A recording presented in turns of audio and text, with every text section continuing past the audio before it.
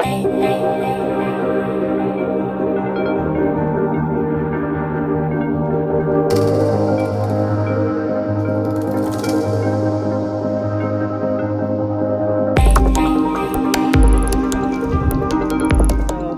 Špela Petrič. I'm an artist from Slovenia, currently living between Ljubljana and Amsterdam.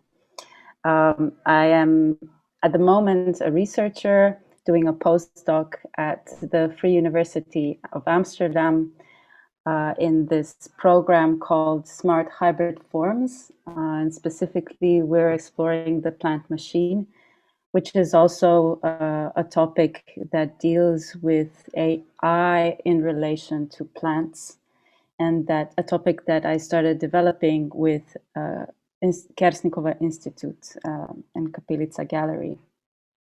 So my background way back when I started my career is actually in science.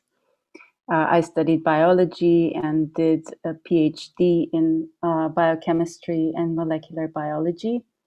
But from then on, I actually started collaborating with Kapelica Gallery and went on to do an advanced master's in transmedia art in Lucca in Brussels. So for the past 10 years, I've been actually working as a freelance artist, continuously engaging in projects working with living organisms, thinking about the impact of science and technology on society, how it actually shapes the systems of values, and through that also the relationships we have both to non-humans as well as to each other. For the past 5 years, I've been working with plants, specifically looking at how the Western cosmology has constructed them so that we see them in a certain way, but also trying to find ways that would kind of break them free from this position of the eternal scenery, the eternal passive organisms that are utilized for our gain. The first project that ever dealt with anything artificial and computational was actually the Voyager 140 AU, a project about the Voyager space probe, which we made with Miha Turšić. And actually, in that project, we were considering how this space probe out of human reach has the potential to either become space trash or live a life of its own. And that was sort of the first step towards a life, artificial life, that we then kind of also touched upon during a residency in Edinburgh, where we were working with these scientists that develop and use supercomputers. And this was a very interesting experience for us because we kind of got to know the process, the hardware and problems that go into high performance computing, and the question actually, what is it used for? What are the limits of HPCC as such, a high performance, not HPC as such. So we made a work called Becoming a Thing, and also realized that there's a lot of meaning that is made as an artifact of the use of these machines, which is not necessarily immediately recognized by scientists themselves, who are mostly concerned with the utility, like what is the use value of these algorithms and of these processes, of this computation that we invest so much effort into, both money, in terms of also, as we know, with cryptocurrency, the pollution that all this produces, the fact that if we want to calculate the weather really precisely in a spot the calculation itself will change the weather, right? Because of all this energy that is wasted for the simulation. And so that was the first, I would say, confrontation with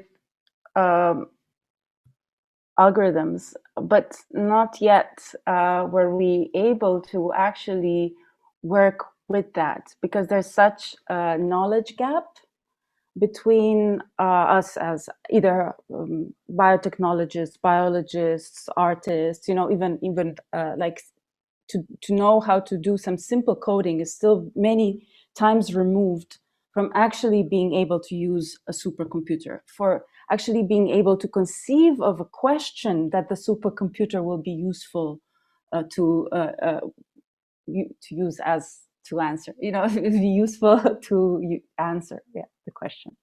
I think that as a layperson, we don't really understand this field enough to be able to be even critical about, right? We need to still work on empowerment, and the first step to this empowerment is realizing what AI is, or what machine learning actually is, and where it's used for, what it's used for most. And I think it's in these you know, everyday moments of surveillance, like when we use public transports, when we go to the store, you know, okay, on social media, we're very well aware of being surveilled there.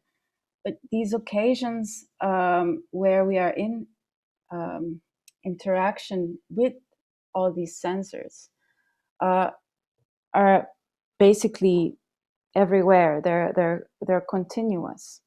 And so coming to an understanding of who we are, not as this humanistic human, but more who we are as a statistical human, is the first large step.